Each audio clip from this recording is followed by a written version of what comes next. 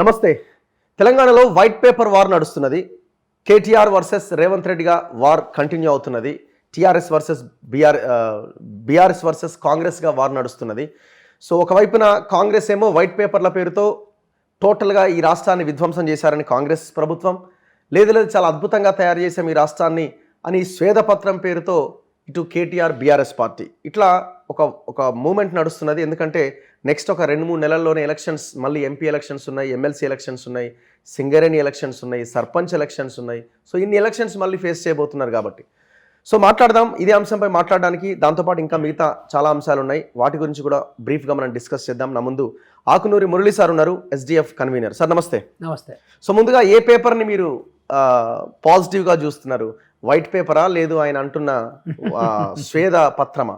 స్వేదం అంటే చెమట కదా, స్వేద అంటే చెమట. పాపం కేటీఆర్ గారు, కేసీఆర్ గారు ప్రగతి భవన్లో ఉండి అదొక చిన్న గూడు పాపం.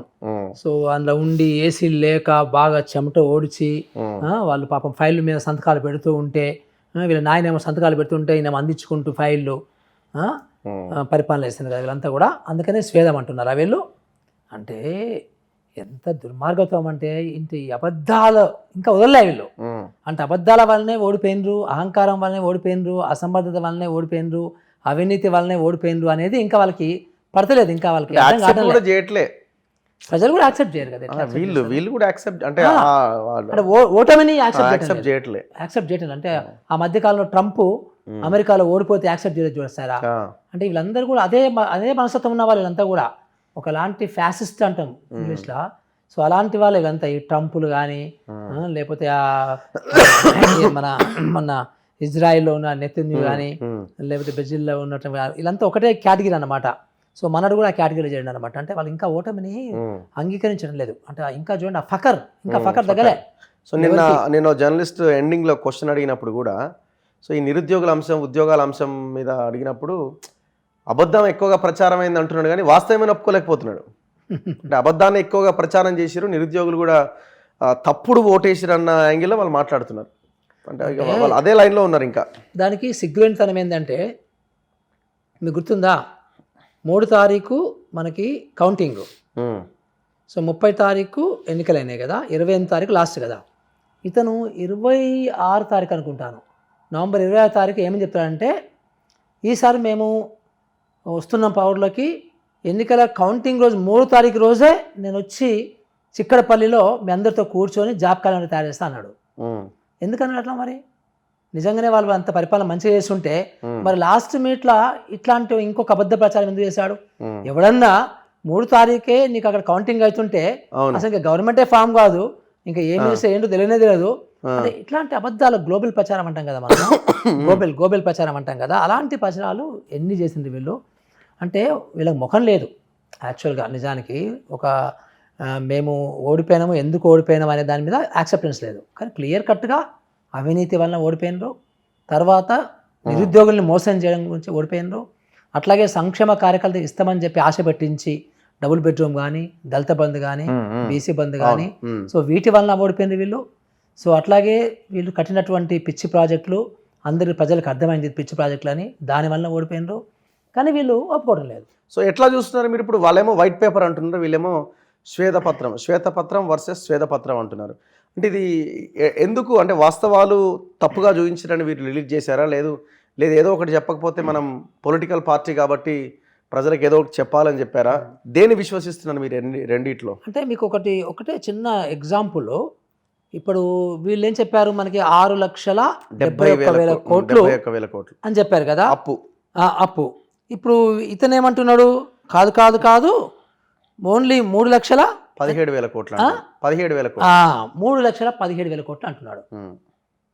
అంటే నిర్మలా సీతారామన్ గారు చెప్పిన లెక్క అయితేనేమో మనకి ఒక 1 year బ్యాక్ 4.5 లక్షల కోట్లు.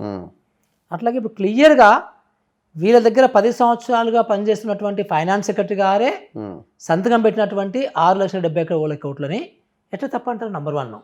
నంబర్ 2, ఇంకొక దుర్మార్గం ఏంటంటే కార్పొరేషన్లను క్రియేట్ చేశారు వీళ్ళు. అవును. ఇప్పుడు మీకు ఎఫ్ఆర్బిఎం అంటారు కదా.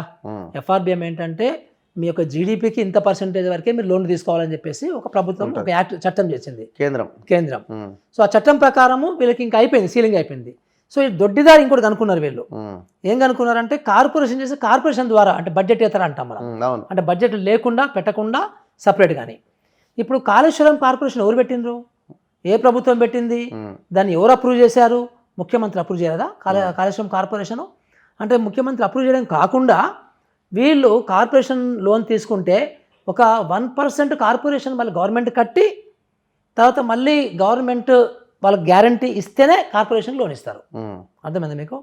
సో కార్పొరేషన్కి బ్యాంకు లోన్ ఇవ్వాలంటే గవర్నమెంట్ దానికి గ్యారంటీ ఇవ్వాలి, మేము కడతాము, కార్పొరేషన్ కట్టకపోతే మేము కడతాం. కార్పొరేషన్ ఎట్లా కడతాయండి?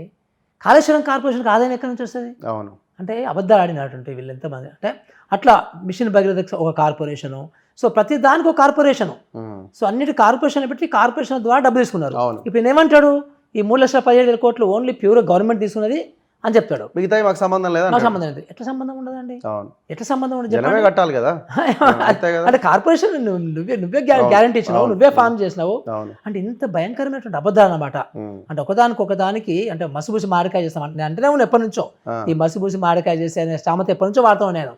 ఇప్పటికీ కూడా ఓడిపోయాక కూడా వీళ్ళకి సిగ్గు లేదు, బుద్ధి రాలేదు, ఇంకా అబద్ధాలు ఆడుతున్నారు. తర్వాత ఇప్పుడు ఏమంటున్నారు వాళ్ళు, మేము ఇన్ని లైన్లు అంటే 6,71,000 కోట్లకు సంబంధించిన ఆస్తులు మేము క్రియేట్ చేస్తామని చెప్పడానికి 50 లక్షల కోట్ల అదే హెడ్డింగ్. మళ్ళీ మనకి అప్రూవ్ సంబంధించేసరికి కింద మీరు ఆ పవర్ ప్లాంట్ ప్రజెంటేషన్ చూస్తే 6,50,000 కోట్లు అంటే విత్ వడ్డీ మన అప్రూవ్ సంబంధించి మేము క్రియేట్ చేస్తామని దాని దగ్గరేమో 6,50,000 కోట్లు చూస్తున్నారు. అది కూడా ర్యాండమ్గా అనమాట. వీళ్ళన్నీ కూడా టెక్స్టే ఉంది చూడండి, మీకు అంకెలు ఎక్కువ లేవు. తర్వాత ఈ అంకెలు కూడా 6,50,000 కోట్లు కూడా, సో మేము ఇన్ని లైన్లు వేస్తాం అన్ని లైన్లు వేస్తాం చెప్తున్నారు తప్ప చెప్పుకుంటూ ఇన్ని లైన్లు వేస్తాము అని ఒక అబ్స్ట్రాక్ట్ ఇచ్చుకుంటూ లెక్కలు లేవు. ఉత్తగా మళ్ళీ రాసుకో ఫిగరు సింపుల్గా. అంటే మీరు ఇప్పుడు ఉదాహరణకి 50 లక్షల కోట్లలో ఇక్కడ మన ఫైనాన్షియల్ డిస్ట్రిక్ట్లో కట్టినటువంటి ప్రైవేటు వాళ్ళు, ఎంఎన్సీలు, ఇంటర్నేషనల్ కంపెనీలు, సాఫ్ట్వేర్ కంపెనీలు, ఫార్మాస్యూటికల్ కంపెనీలు వాళ్ళు క్రియేట్ చేసింది కూడా అందులో కలిపేస్తున్నాడు. అంటే ఈ లెక్కన మరి 50 లక్షలు కలిసి హైదరాబాద్ నిర్మించడానికి ఎన్ని లక్షల కోట్లు అయినాయి, ఎన్ని లక్షల కోట్లు అయినాయి అంటే అట్లా ఎవరైనా క్యాల్కులేట్ చేసుకుంటారా? అంటే మసిపూసి మామిడికాయ చేసే ప్రయత్నంలో భాగంగానే వీళ్ళు ఒక కరెక్ట్ వీళ్ళు లెక్క కరెక్ట్ చెప్పకుండా, అంటే ఇప్పుడు వైట్ పేపర్ మీరు కోర్టులో వెళ్తే court has to approve it కదా. వైట్ పేపర్ అంటేనే ఒక క్లీన్ పేపర్ అనమాట, కరెక్ట్ పేపర్. వైట్ పేపర్ అంటే శ్వేతపత్రం, అంటే అది ప్రపంచం మొత్తంలో ఉన్నటువంటి ఒక వాడుక పదం, అది అంటే అఫీషియల్గా వాడుక పథకం. అది ఏంటంటే ప్రభుత్వము క్లియర్ కట్గా చెప్పేదాన్ని అసెంబ్లీలోనే పెట్టారు కదా, అసెంబ్లీలోనే పెట్టారు కదా. మరి అసెంబ్లీని మోసం చేస్తే అంత ఉంటుందా? నువ్వు ఎందుకు పెట్టలేబా అసెంబ్లీ అసలు ఇంతవరకు? నువ్వు అసలు ఇంతవరకు కాళేశ్వరం ఇంతమంది మేము విమర్శిస్తుంటే నువ్వు కాళేశ్వరం గురించి అసలు ఎన్ని నీళ్ళు వారినవి, ఎన్ని ఎకరాలు వారినవి, ఎంత కరెంటు బిల్లు కట్టినావు, ఎంత ఖర్చు అయిందని నువ్వు ఒక వెబ్సైట్లో పెట్టినావా, నువ్వు అసెంబ్లీలో చెప్పినావా, ప్రెస్కు చెప్పినావా? మరి అన్నీ నువ్వు దాచిపెట్టి ఇప్పుడు వీళ్ళు బయటికి తీస్తే మళ్ళీ ఇంకేదో ఫిగర్లు ఇచ్చుకుంటూ మళ్ళీ అదే కాళేశ్వరం చాలా పెద్ద లిఫ్ట్ ఇరిగేషన్ అని మళ్ళీ అలా పెట్టిండు, ప్రపంచంలో పెద్ద లిఫ్ట్ ఇరిగేషన్. ఇది ఎట్లా ఉందంటే నేను ఒక గోడ కడతా, ఒక గోడ ఎందుకు కడతా నాకు తెలియదు, దాని యొక్క పర్పస్ తెలియదు. సో ఈ ప్రపంచం మొత్తంలో కూడా పెద్ద గోడ అంట. ఎందుకు కట్టినావు నువ్వు గోడ, పెద్దదైతే సో వాట్, ఎందుకు డబ్బులు వేస్ట్ చేసినావు అని అడిగేటోడు నిన్ను ఉండడా? ఇది కూడా అంతే. ఇక్కడ ప్రపంచంలో పెద్దదా ప్రపంచంలో చిన్నదా విషయం కాదు, అది నువ్వు రూపాయి పెట్టుబడి పెడితే నీకు ఫలితం ఎంత ఇస్తుంది, ఇంటర్నల్ రేట్ ఆఫ్ రిటర్న్స్ ఏంటి, కాస్ట్ బెనిఫిట్ రేషియో ఏంటి, అది చెప్పాలి కానీ నువ్వు ప్రపంచానికి పెద్దది అంటే మరి ఎందుకు నీకు ఆ డిస్కవరీ ఛానల్ వాడు ముందు పెట్టి నిజంగా నమ్మిండు, నిజంగా మంచి అద్భుతమైన ప్లాన్ అని. దాని తర్వాత ఇది పనికిరాని ప్రాజెక్ట్ అని చెప్పేసి తీసిపడేసాడు, వీడియో మొత్తం తీసిపడేసాడు. ఎందుకు తీసిపడేసాడు మరి నీకు కదా? సో ఈ రోజు ఏం లేదు, వెరీ సింపుల్, తేలిపోద్దిలే, ఇవాళ రేపు తేలిపోద్ది. సో యాక్చువల్గా ఈ కొత్త గవర్నమెంట్ కూడా ఏంటంటే ఒక బయట నుంచి ఎక్స్పర్ట్స్ని తీసుకురావాలి నా ఉద్దేశం. సో ఇప్పుడు నాలంటోళ్ళని పెట్టకండి, మీరు నాలంటోళ్ళని పెడితే మురళి ఇట్లాగే అంటారు. సో బయట వాళ్ళని ఎక్స్పర్ట్స్ని తీసుకురండి, ఒక నేషనల్ లెవెల్లో, ఇంటర్నేషనల్ లెవెల్లో. నేను అందుకనే ఒక ట్వీట్ చేశాను, ఏషియన్ డెవలప్మెంట్ బ్యాంక్ ఇన్ఫ్రాస్ట్రక్చర్లో వాళ్ళు స్ట్రాంగ్ చాలా, ఫర్ ఎగ్జాంపుల్. సో వాళ్ళని రిక్వెస్ట్ చేయండి, మీరు వాళ్ళే వచ్చి ఎవాల్యుయేషన్ చేస్తారు ప్రాజెక్ట్ని, అసలు పనికొచ్చే ప్రాజెక్టా పనికిరాని ప్రాజెక్టా, ఎట్లా చేస్తాం దీన్ని? దాన్ని మాట్లాడదాం. కాళేశ్వరం సపరేట్ సబ్జెక్ట్, అది ఎంతవరకు ముందుకు వెళ్ళాలన్నది. సో ఇంకొకటి వీళ్ళు చెప్తున్న ప్రధానమైన దాంట్లో ఇన్ని వేల కోట్ల ఆస్తులు క్రియేట్ చేసినాం, 50 లక్షల కోట్ల ఆస్తులు క్రియేట్ చేసిరట. అంటే ఇది ఎక్కడ మరి ఆస్తులు ఉన్నాయి? పేదరికం మొత్తం 21%, 22% ఉంటే 5%కి తగ్గించినామని అంటున్నారు. అంటే ఎట్లా డిఫైన్ చేస్తారు పేదరికం? మీరు ఒక గ్రామంకి వెళ్ళండి అబ్బా, ఏ స్టాటిస్టిక్స్? మీరు ఒక గ్రామంకి వెళ్తే చూడండి, ఒక గ్రామంలో ఒక 1000 ఇళ్ళు అనుకుందాం. అంటే ఈయన చెప్పిన దాని ప్రకారం ఏంటంటే ఆ 1000 ఇళ్లలో 5 ఇండ్లు మాత్రమే పేదరికంలో ఉన్నవి. మిగతా 900 మిగతా 5 కాదు 50 ఇండ్ల పేదరికంలో ఉన్నవి. మిగతా 950 ఇండ్లు కూడా ధనవంతులు అన్న లెక్క. ఈ లెక్క ఏం చెప్పిన లెక్క అది నమ్మశక్యంగా ఉందా? అసలు జోక్ ఏంటంటే నేను పావర్టీ మీద యాంటీ పావర్టీ ప్రోగ్రామ్స్ 25 సంవత్సరాలు పనిచేస్తాను. 25 years నేను పనిచేస్తాను ఓన్లీ యాంటీ పావర్టీ. 94 నుంచి అంతకంటే ముందు ట్రైబల్ వెల్ఫేర్లో కూడా లెక్కేస్తే చాలా సంవత్సరాలు అయితే 28 అవుతుంది. అయితే నేను ఏమంటున్నానంటే ఇప్పుడు యాజ్ అండ్ టుడే అసలు పావర్టీకి డెఫినేషన్ లేదండి. పాతకాలంలో 2500 క్యాలరీస్ ఫుడ్ తింటే మాత్రమే పేదరికం నుంచి బయటపడ్డట్టు, అంతకంటే తక్కువ అందరూ కూడా పేదలే అని లెక్క ఉండేది. దాని తర్వాత 11,000 రూపాయల ఆదాయం మినిమం అని ఒకటి వచ్చింది. అది పోయింది. ఇప్పుడు అసలు పేదరికానికి నిర్వచనమే లేదు నిజానికి, టు బి ఫ్రాంక్. ఇప్పుడు సింపుల్ అబ్బా, ఇక చూడండి మీరు గ్రామంకి వెళ్తే 50% మంది కూలి మీద బతికే వాళ్ళు ఉన్నారు. 50% కంటే ఎక్కువనే ఉన్నారు. మినిమం చెప్తాను నేను, చాలా కన్సర్వేటివ్ ఫిగర్ చెప్తున్నాను. 50% కూలీలు అంటే ఇప్పుడు ఈ రోజు కూలీలు పేద వల్ల కాదా? ఎందుకంటే మీరు ఒక అడ్డ మీద కూలి మీరు చూడండి ఒకసారి వెళ్ళి, వాళ్ళు పాపం నెలకి 30 రోజులు అడ్డ మీదకి వస్తారు, కానీ వాళ్ళ కూలి దొరికేది 15 రోజుల కంటే ఎక్కువ దొరకదు. అవునా? సో 15 రోజులు 15 5లు 75 అంటే 7,500 అంతే వాళ్ళు దొరికేది. అంటే ఇప్పుడు 7,500 రూపాయలకి ఇంటి అద్దె 2,000 కట్టాలి, 2,000 3,000 అంటే ఒక్క రూమ్ కది చెప్పేది. ఒక్క రూమ్లో నివసించే వాళ్ళు ఎవరైనా పేదోళ్ళు కాకుండా ఉంటారండి? దాని ధనవంతులు అంటాను వాళ్ళు పేదలే కాదంటే ఒక్క రూమ్లో ఉన్న వాళ్ళు. అసలు ఒక్క రూమ్లో ఉన్న వాళ్ళు ఈ రాష్ట్రంలో ఎంతమంది ఉన్నారు? అసలు ఇళ్ళే లేని వాళ్ళు లక్షల మంది ఉన్నారు కదా, 20 లక్షల మంది ఉన్నారు ఇల్లు లేని వాళ్ళు కదా. అదే ఒక లెక్క, అంతా పేదవాళ్ళే కదా. తర్వాత కూలీ మీద డిపెండ్ అయ్యే వాళ్ళు పేదవాళ్ళే. తర్వాత పేదరికం నిర్వచించాలంటే చాలా మంది మనం చేయొచ్చు. సో మై గట్ ఫీలింగ్ ఏంటంటే ఇప్పుడు యాజ్ అండ్ టుడే యాక్చువల్గా నిజానికి వీళ్ళు ఇంతకుముందు పేదరికం ఫిగర్స్ ఎందుకు చెప్పలే వీళ్ళు? గత 9.5 సంవత్సరాల నుంచి 10 సంవత్సరాల నుంచి ఒక్కరోజైనా చెప్పిన మనకు పేదరికం ఇంత ఉంది, ఇన్ని మొత్తం మనకి 1,10,00,000 కుటుంబాలు ఉన్నవి, ఈ కుటుంబాల్లో ఇంతమంది పేదవాళ్ళు, ఇంతమంది మిడిల్ క్లాస్ అని చెప్పారు ఎప్పుడు లెక్క మనకి? మరి ఇప్పుడు చెప్తున్నాను 5% అని. సో ఈ విషయం ఏంటంటే మీకు పేదలు ఇప్పుడు మన హైదరాబాద్లో చూసుకోండి, హైదరాబాద్లో 1 కోటి మంది పాపులేషన్ ఉంది మనకి. అంటే సుమారుగా మీకు ఒక 30 లక్షల కుటుంబాలు ఉన్నవి. ఇప్పుడు మీకు ఆటోలు నడిపే వాళ్ళందరూ పేదవాళ్ళు కదా? పేదవాళ్ళు కాకపోతే ఆటో నడిపాడా? ఉదాహరణకి ఇప్పుడు గిగ్ వర్కర్స్ ఉన్నారు, మీరంతా పాపం ప్రాణాలకు తెగించి అర్ధరాత్రి పూట అపరాత్రి టైంలో తిరుగుతున్నారు పాపం ఫుడ్ ప్యాకెట్లు పెట్టుకొని. అది ఎంత పేదరికం ఉండదు నిజానికి? అడ్డ మీద కూలీలు వీళ్ళందరూ పేదరికం కాదండి వీళ్ళంతా కూడా చేసేది? అంటే ఇప్పుడు హైదరాబాద్లో మనం చూసుకుంటే సో 25-30 లక్షల మందిలో సగానికి సగం ఉంటారు కదా అబ్బా వీళ్ళందరూ కూడా. సో అట్లా 5% బోగస్ ఫస్ట్ థింగ్ పేదరికం అనేది. 50% పేదరికం ఉంటుంది. సో నువ్వు పేదరికాన్ని డిఫైన్ చేయి, ఫస్ట్ నిర్వచనం చేయి పేదరికాన్ని, అప్పుడు నువ్వు చెప్పు. కానీ నిర్వచనం అనేది ఉత్తనే గాల్లో ఫిగర్ వస్తుంది. 5% అని ఎవరు ఇచ్చింది? 5% ఏ వరల్డ్ బ్యాంక్ ఇచ్చిందా లేకపోతే ఐక్యరాజ్య సమితి ఇచ్చిందా? వీళ్ళు చెప్పిన లెక్కల్లో చాలా గొప్ప విషయంగా చెప్తున్నారు, మోటార్ కనెక్షన్ల సంఖ్య పెరిగింది అని అంటున్నారు. 19 లక్షలు ఉండే, ఇంకొక వైపు ఏమో మేము భారీ ప్రాజెక్టులు కట్టినాం, ప్రాజెక్టుల ద్వారా లక్షల ఎకరాలకు నీళ్ళు ఇస్తున్నామని ఇంకో వైపు చెప్తున్నారు. ఏదో ఒకటి రాంగ్ అయి ఉండాలి కదా. కరెక్ట్, ఇదన్నా రాంగ్ అవ్వాలి, అదన్నా రాంగ్ అవ్వాలి. ఎగ్జాక్ట్లీ. ఇప్పుడు నిజానికి వీళ్ళు చెప్తున్నటువంటి ఏదైతే ధాన్యము ఉత్పత్తి అనేది ఒక 2 రెట్లు పెరిగింది అంటున్నారు కదా, ఆ 2 రెట్లు పెరిగింది కాళేశ్వరం ప్రాజెక్టు వల్ల కాదు. సో అట్లా వాళ్ళు నిర్మించినటువంటి మిషన్ భగీరథ వల్ల కాదు, మిషన్ భగీరథ కాదు, మిషన్ కాకతీయ వల్ల కాదు. ఎందుకంటే మిషన్ కాకతీయ నేను చూశాను కదా.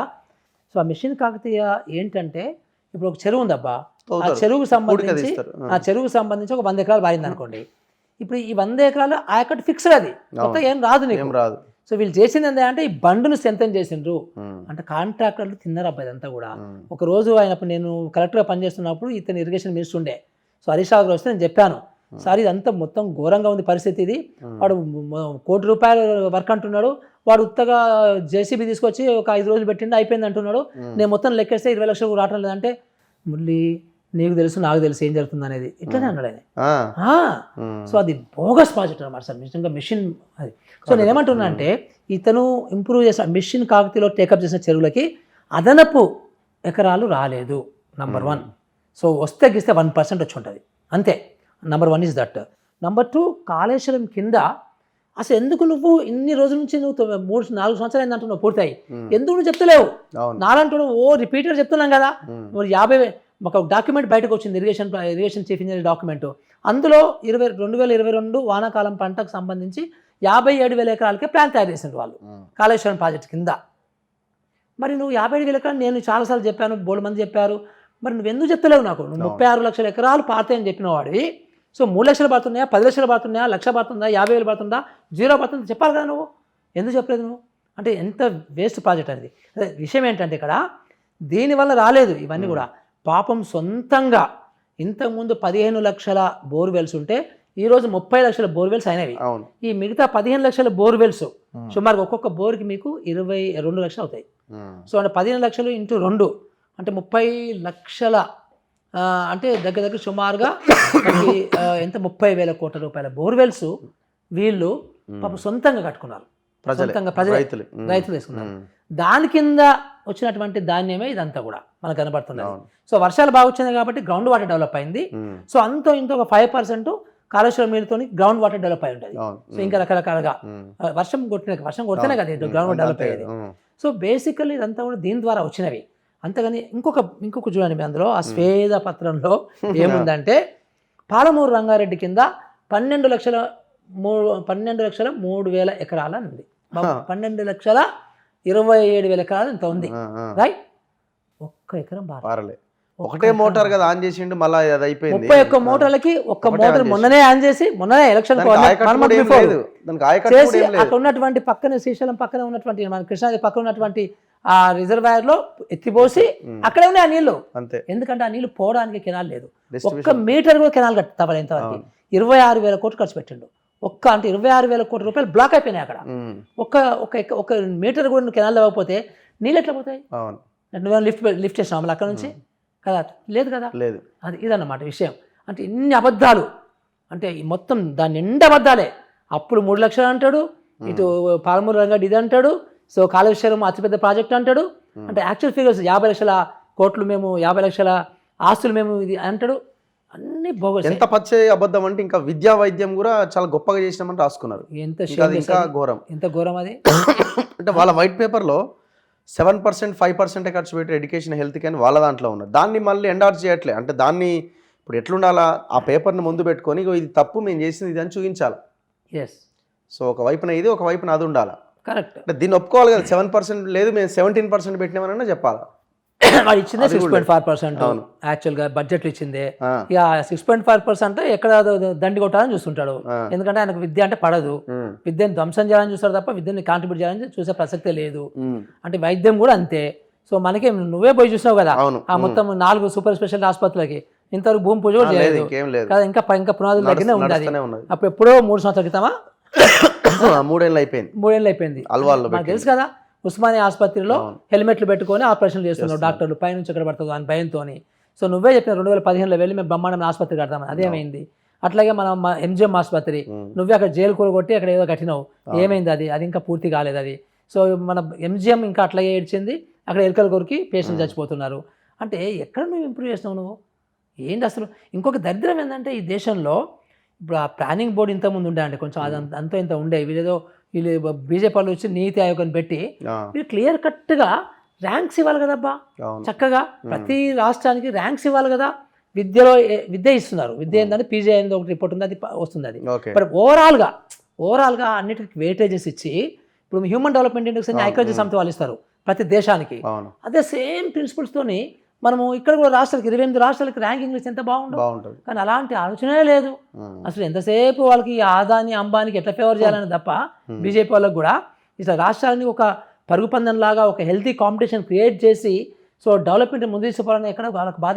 సో ఇంకొకటి ఈ పేపర్స్ పక్కన పెడితే ఇప్పుడు ఈ కాళేశ్వరం మేడిగడ్డ దానిపైన ఎల్ఎన్టీ వర్సెస్ గవర్నమెంట్గా కొంత నడిచింది. సరే వాళ్ళు ముందు ఒప్పుకున్నారు, తర్వాత మళ్ళీ లేదన్నారు, మొత్తానికి ఏదో వర్క్ స్టార్ట్ చేసామంటున్నారు. ఇప్పుడు మనం ముందు నుంచి ఏమంటున్నాం, ఇది ఎత్తిపోతల కాదు తిప్పిపోతల, దీనివల్ల చాలా పెద్ద నష్టం జరుగుతున్నది. ఎకరం బారించాలంటే 50,000 ఆ పైన ఖర్చు అవుతుంది. ఇది అసలు వద్దు, ఇది అవసరం లేదు. ఇప్పటికీ దాదాపు 15,000 కోట్ల కరెంటు బిల్లు పెండింగ్లో ఉన్నది. ఇవన్నీ చూసిన తర్వాత దీన్ని ఆపేయాలి అని అన్నారు. ఇప్పుడు అది కుంగిన తర్వాత మళ్ళీ వర్క్ స్టార్ట్ చేసిరు. మళ్ళీ కాఫర్ డ్యామ్ సంథింగ్ అంటున్నారు. దీని మీద ఇన్వెస్టిగేషన్ లేకుండా దాని మీద ₹1 ఖర్చు పెట్టడం ఎంతవరకు కరెక్ట్? అంటే స్టార్ట్ అయిపోయింది ఆల్రెడీ. గవర్నమెంట్ కూడా అట్లా చేయడానికి లేదు యాక్చువల్గా, టు బి ఫ్రాంక్. సో చక్కగా దాన్ని ఒక నేను ఇందాక చెప్పాను కదా, ఏషియన్ డెవలప్మెంట్ బ్యాంక్ లాంటి వాళ్ళని ఎంగేజ్ చేసి దాని యొక్క యాక్చువల్గా ది ఫైనాన్షియల్ వైబిలిటీని మనం ఇంతవరకు ఎక్స్పీరియన్స్ ఉంది కదా మనకి. 3 సంవత్సరాల నుంచి ఎన్ని నీళ్ళు ఎత్తిపోసిండ్రు. సో నిజంగా ఎన్ని నీళ్లు మనకి కిందికి పోయినవి, సో ఎంత కరెంట్ అయింది, per acre cost current cost ఎంత, పర్ ఏకరు రికరింగ్ కాస్ట్ ఎంత, ఇవన్నీ తీస్తే అసలు మనం పెట్టిన పెట్టుబడికి వచ్చిన ఫలితానికి సంబంధం ఉండాలి కదా. అది ఎస్టాబ్లిష్ చేయాలి కదా, అది ఎస్టాబ్లిష్ చేయకుండా ఫర్దర్ ఇన్వెస్ట్మెంట్ వేస్ట్ దాని మీద. అవును. సో ఇంకా ప్రాజెక్ట్ ఇంకా చాలా ఉన్నాయి చేయాల్సిన దాని మొన్న మనకి last time computer and auditor general controller and auditor general ఇంకా 52,000 కోట్ల రూపాయలు ఖర్చు పెడితే తప్ప అదొక లాజికల్ ఎందుకు రాదు, ఇంకా పైన మొత్తం ప్రాజెక్ట్ పూర్తి కాదు యాజ్ పర్ డిపిఆర్ అని చెప్పారు కదా. సో అది మరి తేల్చాలి కదా, అన్ని కూడా తేల్చాలి. నేషనల్ డ్యామ్ సేఫ్టీ అథారిటీ కూడా టోటల్ డిజైన్లోనే లోపం ఉందని తేల్చేసారు వాళ్ళు. అవును. సో అన్న తర్వాత ఇప్పుడు మళ్ళీ దాన్ని ఎట్లా ఏ లెక్కన మనం ఇప్పుడు ఇంకొకటి కూడా ఉంది అందులో. ఇప్పుడు మీకు సెంట్రల్ పోర్షన్ పోయింది. అవును. ఇప్పుడు అది పోయింది అంటే దాని అర్థం ఏంటంటే సేమ్ సిమిలర్ ఫౌండేషన్స్ అవే పునాదులు మొత్తం ప్రాజెక్ట్ మొత్తానికి అదే పునాదుల యొక్క టెక్నాలజీ వాడారు. మిగతా బ్యారేజ్ కూడా అంటే మిగతా మొత్తం బ్యారేజ్ మిగతా బ్యారేజ్లు కూడా సుందిల్లా అన్నారం కూడా అది కూడా అంటే అసలు అది కరెక్టా కాదని కూడా తేల్చాలి కదా కదా. సో అట్లాగే మళ్ళీ అగైన్ వీటికి సంబంధించిన కింద ఇంకా ఇప్పుడు ఇసుక తెలిపోయింది ఇసుక కొట్టుకుపోయింది అంటున్నారు కదా, మరి మిగతా ప్రాజెక్ట్ కింద కూడా ఇసుక ఎంత కొట్టుకుపోయిందని తేల్చాలి కదా. సో దాని మీద క్లియర్ కట్గా ఒక వ్యూ తీసుకోవాలి, క్లియర్ కట్గా కొంతమంది ఎక్స్పర్ట్స్ని స్టడీ చేయాలి. ఒక 3 నెలలు 6 నెలలు ఏం కొంపలు మునిగిపోతే ఇంకా మనం ఫర్దర్గా ఇన్ని వేల కోట్లు పెడితే ఆ 70 మన 70 ఏమంటారంటే కాంట్రాక్టరే కడుతుంది కదా అంటారు. వాడు ఏం కడతాడు, వాడు ఏదో రోజు ఇక్కడ కడతాడు మళ్ళీ అక్కడ పోద్ది పోతుంది చేతి ఎత్తేస్తాడు అంతే. చేతేస్తే కంపెనీ పేరు మార్చుకుంటాడు, దివాళా తీసింది అంటాడు, ఇంకో కంపెనీకి వెళ్తాడు వాడు కదా. అదే జరగబోతుంది కదా. మనకి తెలియదు ఏముంది ఇందులో. ఇప్పుడు ఏదైనా కానీ నేషనల్ డబ్బే కదా, అంత మందే కదా, మన జాతీయ సంపదే కదా అది. సో అంటే నేనేమంటున్నా అంటే క్లియర్ కట్గా ఏమీ కూడా అది ఆ గవర్నమెంట్ కట్టింది మన కొత్త గవర్నమెంట్ వచ్చింది అది తేడా లేకుండా అది మన డబ్బు 1,00,000 కోట్ల రూపాయలు ఖర్చు అయింది. సో ఫర్దర్గా ఇంకా 52,000 కోట్లు ఖర్చు పెట్టాలి. సో దీన్ని ఎట్లా మనకు అంటే ఇది మన సంపద ఇది, సో నిజంగా ఇది పనికొస్తుందా రాదా అనేది క్లియర్ కట్గా ఎక్స్పర్ట్స్ తోని ఎవాల్యుయేషన్ చేయించకపోతే అది తప్పవుతుంది. ఫర్దర్ ఇన్వెస్ట్మెంట్ చేయొద్దు. ఎందుకంటే ఇప్పుడు దుబారా ఖర్చు పెట్టమని చెప్తున్నప్పుడు దాని మీద రూపాయి కూడా ఖర్చు పెట్టడానికి వీల్లేదు. ఇప్పుడు ఎంత కాంట్రాక్టర్ పెట్టినా గవర్నమెంట్గా అయ్యే ఖర్చు గవర్నమెంట్కి ఉంటుంది కదా, అసలు లేకుండా ఎందుకు ఉంటుంది. ఎగ్జాక్ట్లీ. సో ఇంకా మిగతా అంశాల్లో ఇప్పుడు ఎలక్షన్స్ రాబోతున్నాయి. MP election, MLC election, sarpanch election, Singareni elections. So ఎలక్షన్లో ఎట్లా ఉండొచ్చు అంటారు పొలిటికల్ ఈక్వేషన్, ఎవరికి ఎడ్జ్ ఉండే అవకాశం ఉంది? లేటెస్ట్గా కాంగ్రెస్ వచ్చింది కాబట్టి అదే హవా నడుస్తుంటుంది కదా డెఫినెట్గా కూడా. అంటే మనం ఏదో కాంగ్రెస్ వాళ్ళకి ఇట్లా తీసుకుంటామని కాదు కానీ generally as a kind of మనం అనాలిసిస్ చేసుకుంటే అట్లాగే నడుస్తుంది. సో అది అట్లాగే నడుస్తుంది. ఇప్పుడు ఇంకా కొంచెం ఎక్కువ అడ్వాంటేజ్ ఉంటుంది ఎందుకంటే ఇంకా బీఆర్ఎస్ అన్ని బయటపడ్డాయి కాబట్టి, ఈ వైట్ పేపర్స్ ద్వారా బీఆర్ఎస్ చేసినటువంటి భాగవతం అన్ని బయటపడ్డాయి కాబట్టి ప్రజలకు ఇంకా కొంచెం ఎక్కువ నెగిటివ్గా పోతుంది కాబట్టి బీఆర్ఎస్కి ఇంకా కొంచెం కష్టమే. ఇప్పుడు కంట్రీ ఎంపీ ఎలక్షన్ అంటే సెంట్రల్ మోడీ వర్సెస్ రాహుల్ గాంధీగా ఎలక్షన్ ఉండే అవకాశం ఉంది కదా. వాళ్ళు ఆల్రెడీ చాలా పగడ్బందీగా స్టేట్లో మిగతా రాష్ట్రాల్లో పవర్లోకి వస్తున్నారు. ఛత్తీస్గఢ్ లాంటి రాష్ట్రాన్ని కాంగ్రెస్ కోల్పోయింది. ఇవన్నీ ఈక్వేషన్స్ కనిపిస్తున్నాయి కదా. అవును. సరే కేసీఆర్కి ఇక్కడ పెద్దగా ఉండకపోవచ్చు ఎందుకంటే ఇప్పుడు ఆయనకి లైనే లేదు కదా. ఇప్పుడు ఇంతకుముందు ఏమో మోడీ మెడల్ వంచుతా, కేంద్రం మెడల్ వంచుతా అన్నాడు. ఇప్పుడు అపోజిషన్లో ఉండి ఆయన వంచేది ఏముండదు కదా. అయితే ఇప్పుడు ఆ లైన్ కాంగ్రెస్ తీసుకుంటుందేమో, మేము కేంద్రం మెడల్ వంచుతామని. సో కేసీఆర్కి అయితే ఒక లైన్ అయితే లేదు ప్రస్తుతం. అవును. అంటే ఇప్పుడు బీఆర్ఎస్కి ఇంకా ఆయన ఎగ్జిస్టెన్సే కాపాడుకోవాలి అంతే, ప్రస్తుతానికి కాపాడుకోవడంలో ఉండాలి. ఇప్పుడు మొన్న ఎన్ని ఓట్లు వచ్చినాయో అంత ఓట్లు అన్నా కానీ ఆయన తెచ్చుకుంటారు, ట్రై చేసుకోవాలి తప్ప ఇంకా ఆయనకి వేరే గత్యంతరం లేదు. సో కాంగ్రెస్ కొంచెం డెఫినెట్గా ఎడ్జ్ ఉంటుంది. సో మన రాష్ట్రం వరకు, దేశం వరకు అంటే కొంచెం అది బీజేపీ ఎడ్జే కనబడుతుంది మనకి యాక్చువల్గా. ఎందుకంటే అసలు ఆ 3 రాష్ట్రాలు పోవడం అనేది కాంగ్రెస్కు పెద్ద దెబ్బ. సో అది చాలా ఇది. సో మరి అది కాంగ్రెస్ ఎందుకు ఓడిపోయింది అక్కడ అనేది కాంగ్రెస్ వాళ్ళు దాన్ని మళ్ళీ వాళ్ళు రివ్యూ చేసుకోవాలి లోపలంతా కూడా. సో యాక్చువల్గా కాంగ్రెస్లో ఏంటంటే ఇది అంటే పాతకాలపు పద్ధతులు నడవండి. ఇవాళ రేపు ప్రజలు బాగా హుషారైనరు. సో ప్రజలు అన్ని అబ్జర్వ్ చేస్తున్నారు. ఈవెన్ ఇల్లిటరేట్స్ కూడా, నిరక్షరాస్యులు కూడా అబ్జర్వ్ చేస్తున్నారు. That's a very good part of it. ఎందుకో నమ్మకం కలుగుతలేదు జనరల్. సో అంటే ఇప్పుడు యాక్చువల్గా బీజేపీ చేసింది కూడా ఏం లేదు. అదే అవును, బీజేపీ చేసింది కూడా ఏముందంటే ఏదో ఆల్టర్నేట్ అన్న యాంగిల్ వాళ్ళు ఆలోచిస్తున్నారు. అది కాకుండా బీజేపీ వాళ్ళు ఏం చేస్తుంటే ఎమోషన్స్ వాడుకుంటున్నారు కదా. సో ఇప్పుడు వాళ్ళు ఉదాహరణకి అంటే ప్రపంచంలో ఎక్కడైనా కానీ చూడండి, ఇప్పుడు రేపు జనవరిలో వాళ్ళు అయోధ్య టెంపుల్ స్టార్ట్ చేస్తున్నారు, రామ మందిరం స్టార్ట్ చేస్తున్నారు. ఇప్పుడు ప్రభుత్వం మొత్తము వాళ్ళ రీసోర్సెస్ వాళ్ళ టైము అంతా దాని మీద పెడుతుంది. అంటే ఒక 2 నెలలు పోయింది అంటే ఇప్పుడు ఈ 2 నెలల పరిపాలన పోయినట్టే కదా. ఇప్పుడు నిన్ను ఎన్నుకున్నది రాజ్యాంగం ప్రకారము ఈ టెంపుల్స్ చుట్టూ తిరుగుమనా కాదు కదా, అభివృద్ధి చేయమని కదా. అదొకటి ఉంది. ఇప్పుడు మీరు జాగ్రత్తగా గమనించండి. ఇప్పుడు అమిత్ షా కానీ లేకపోతే మోడీ కానీ ఎలక్షన్స్ గురించి, పొలిటికల్ మీటింగ్స్ గురించి, రాజకీయ మీటింగ్ల గురించి ఎంత టైం స్పెండ్ చేస్తున్నారు వాళ్ళు. అన్యాయం పద్ధతులు చేయకూడదు కదా అట్లా కదా.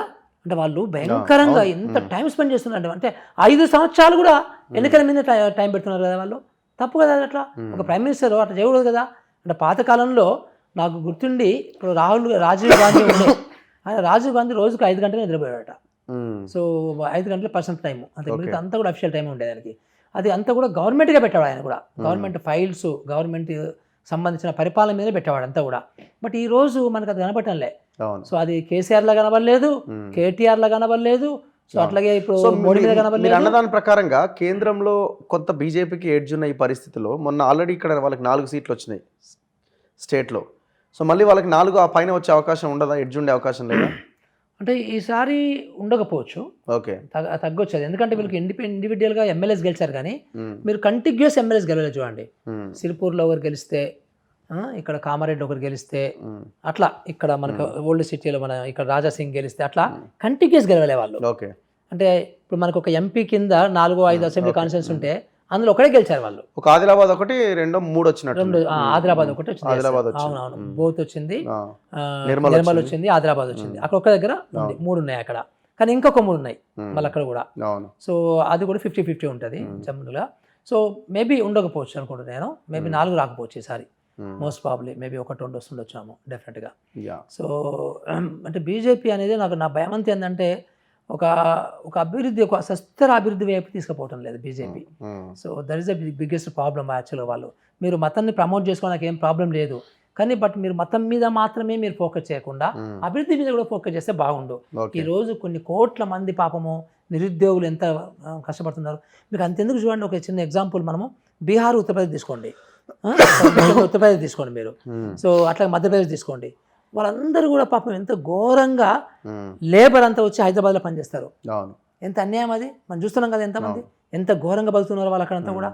చిన్న చిన్న షెడ్లలో, ఐరన్ టిన్ షెడ్లలో, ఒక్కొక్క రూమ్లో 3-4, 5-6, అది ఎంత దారుణం కదా అంతా కూడా అది. సో మరి అక్కడ అభివృద్ధి జరిగితే మరి ఎందుకు వస్తున్నారు ఇక్కడికి కదా?